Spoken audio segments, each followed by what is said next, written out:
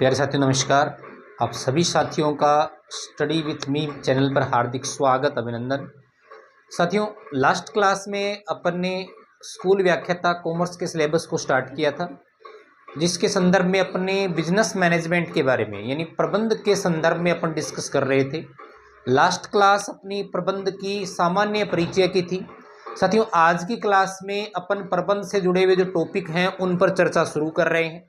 अपने सिलेबस में जो पहला टॉपिक आपको दे रखा है वो दे रखा है साथियों प्रबंध के सिद्धांत। टॉपिक क्या है?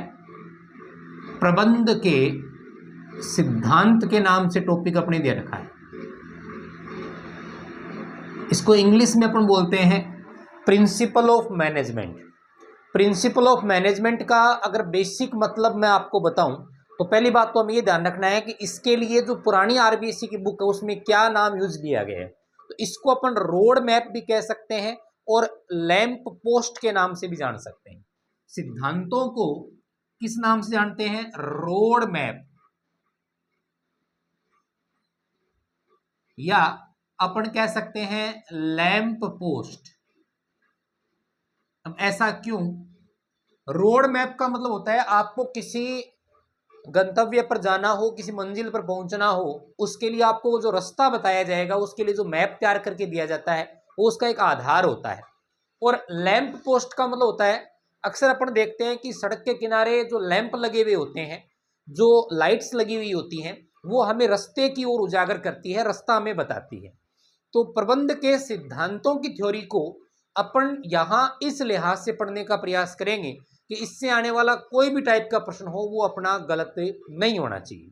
सबसे पहले अपन इसका एक बेसिक मतलब समझें तो अपन ये कह सकते हैं कि प्रबंध के जो सिद्धांत हैं वो एक प्रकार के आधारभूत क्या है साथियों? सत्य है।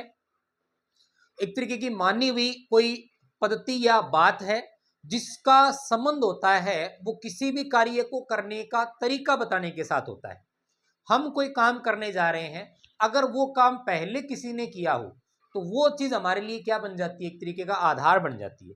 तो इससे संबंधित एक दो पहले अपन परिभाषाएं देखेंगे, फिर इसके कॉन्सेप्ट के बारे में अपन डिस्कस करेंगे। क्लियर है? तो प्रबंध के सिद्धांत की जो पहली परिभाषा अपन डिस्कस करने जा रहे हैं वो है जॉर्ज आर टेरी। किसकी परिभाषा है साथियों? George R Terry. साथियों, जॉर्ज आर टेरी प्रबंध के सिद्धांत की जो परिभाषा देते हैं वो इसमें यह बताते हैं कि सिद्धांत जो है वो सत्य का एक अपन कह सकते हैं आधारभूत विवरण है। मतलब एक डिस्क्रिप्शन है किसका? किसी भी सत्य से संबंधित बात का एक आधारभूत अपन कह सकते हैं विवरण है, जो किसके बीच में संबंध बताता है? जो किसी विचार या कार्य का मार्गदर्शन करता है। दोबारा सुनिएगा, सिद्धांत सत्य का एक आधारभूत विवरण है जो किसी कार्य या विचार का क्या करता है? मार्गदर्शन करता है। तो मैं इसको शॉर्ट में लिखूंगा,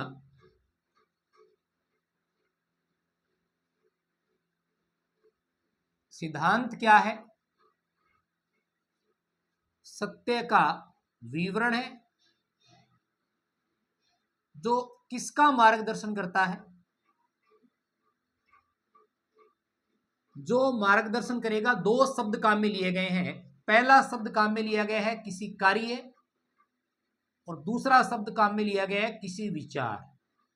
किसी विचार या कार्य का मार्गदर्शन करने वाला जो सत्य का विवरण है उसी को अपन किस नाम से जानते हैं? एक तरीके का अपन कह सकते हैं कि जॉर्ज आर टेरी के अनुसार उन्होंने इसको क्या कहा है? सिद्धांत या प्रबंध के सिद्धांत के नाम से अपन इसको जान सकते हैं। दूसरी परिभाषा अपन पढ़ेंगे फिलिप्पो के द्वारा दी गई। साथियों, फिलिप्पो का भी महत्वपूर्ण योगदान रहा है प्रबंध के सिद्धांतों के क्षेत्र में। इनके द्वारा जो परिभाषा दी गई है वो इन्होंने स्पष्ट कहा है कि सिद्धांत जो है वो आधारभूत सत्य हैं जो कारण और परिणाम में संबंध को प्रकट करते हैं। बहुत अच्छी और शॉर्ट में परिभाषा दी है कि सिद्धांत क्या है? आधारभूत सत्य।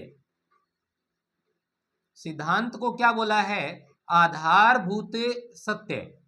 और जॉर्ज आर टेरी ने क्या कहा था? आधारभूत सत्यों का क्या कहा था? विवरण कहा था। आधारभूत सत्य है जो किस किस के बीच में संबंध प्रकट करते हैं, जो कारण व परिणाम के बीच में। बहुत गहरी बात यहां कही गई है, क्योंकि आगे अपन को प्रबंध के कार्य भी पढ़ने हैं। प्रबंध के कार्य जो नियोजन से शुरू होते हैं और लास्ट नियंत्रण तक जाते हैं, उन कार्यों का आधार भी कहीं ना कहीं यहां से निकल करके आ रहा है। आप जो भी आपका जो रिजल्ट आएगा उसके पीछे कोई ना कोई कारण जरूर होंगे। आज आप या तो मेहनत कर रहे हैं या मेहनत नहीं कर रहे हैं, उसके बेस पर ही आपका रिजल्ट तय होगा। इसलिए परिणाम और कारण में जो संबंध बताने वाले आधारभूत जो सत्य होते हैं, उनको फिलिपो के द्वारा क्या कहा गया है, अपन कह सकते हैं सिद्धांत कहा गया है। मेरे ख्याल से दूसरी परिभाषा भी आपको याद हो गई होगी। तीसरी डेफिनेशन अपन डिस्कस करेंगे वो कार्नेल के अनुसार करेंगे। किसके अनुसार? कार्नेल के अनुसार।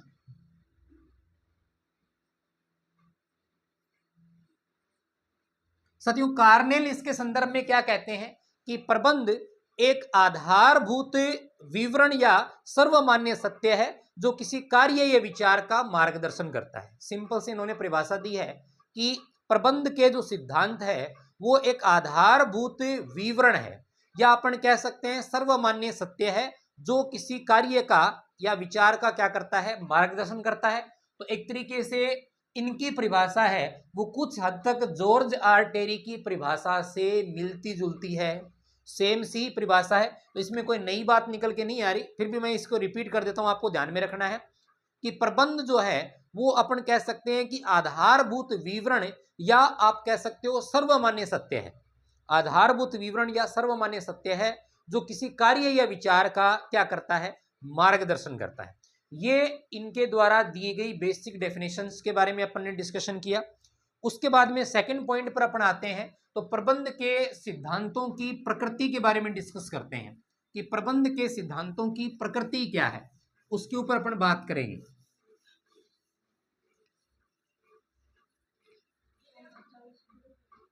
प्रबंध के सिद्धांतों की प्रकृति के बारे में अपन बात करेंगे। प्रबंध सिद्धांतों की प्रकृति। प्रकृति का मतलब हो गए इनके सार्वभौमिक गुण क्या है, ये किन परिस्थितियों में लागू होंगे, उससे संबंधित इनकी जो सामान्य विशेषताएं हैं उनको अपन प्रकृति कहते हैं। साथियों, सिद्धांत की पहली सामान्य जो प्रकृति है वो अपन ये कह सकते हैं कि सिद्धांत है वो सार्वभौमिक है। इंपॉर्टेंट बात है, सिद्धांत क्या है, सार्वभौमिक। अब शब्द है सार्वभौमिक। सार्वभौमिक का मतलब होता है प्रबंध के सिद्धांत प्रत्यक्ष या अप्रत्यक्ष रूप से सभी प्रकार के कार्यों पर लागू होते हैं। जहां पर भी मैनेजमेंट की बात की जाएगी, चाहे वो ट्रेडिंग इंस्टीट्यूट हो या नॉन ट्रेडिंग इंस्टीट्यूट हो, चाहे वो सोशल इंस्टीट्यूट हो या फिर पॉलिटिकल इंस्टीट्यूट हो, हर जगह पर प्रबंध के अगर प्रबंध हो रहा है, मैनेजमेंट का काम हो रहा है, तो निश्चित तौर पर वहां प्रबंध के सिद्धांत लागू होंगे। दूसरा पॉइंट है कि प्रबंध के सिद्धांत गतिशील है, डायनामिक जिसको अपन बोल सकते हैं। गतिशील का सिंपल सा अर्थ मैं बोलूं तो समय परिस्थिति के अनुसार इन चीजों में परिवर्तन किया जा सकता है। जैसा अपने प्रबंध के बारे में पढ़ा था कि प्रबंध जो है वो किसी भी प्रकार से एक तरीके से सिद्ध विज्ञान नहीं है, ये समय और परिस्थिति के अनुसार परिवर्तित होता है, क्योंकि प्रबंध कहीं ना कहीं मनुष्यों से कार्य करवाने की कला है और मानव का व्यवहार है वो प्रत्येक जगह अलग अलग होता है, अलग अलग मनुष्यों का अलग अलग व्यवहार होता है, उसके अनुसार ही सिद्धांत जो अप्लाई होंगे वो भी गतिशील है। परिस्थिति, माहौल और जगह के अनुसार इनको अपन परिवर्तित कर सकते हैं और गतिशील है। इसीलिए मैं एक शब्द यहां और लिख रहा हूं कि प्रबंध के सिद्धांत साथियों क्या है, लोचशील। लोचशील का मतलब इसमें लोचशीलता है, इसीलिए गतिशील है। इनको समय परिस्थिति के अनुसार चेंज कर सकते हैं और जो परिवर्तन जहां हो सकता है वही चीज क्या कहलाती है, गतिशील कहलाती है, अपन कह सकते हैं। नेक्स्ट,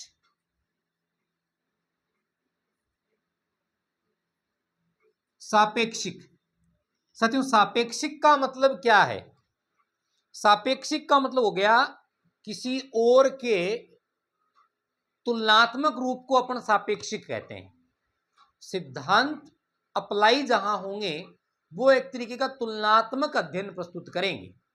अगर आप इन सिद्धांतों को जहां लागू कर रहे हो वहां एक माहौल, एक इन्वायरमेंट नहीं है, तो सिद्धांत अप्लाई नहीं हो सकते। तो ये भी कहीं ना कहीं तुलनात्मक या सापेक्षिक रूप से इनको अपन लागू कर सकते हैं। अगला इंपॉर्टेंट पॉइंट है कि जो सिद्धांत है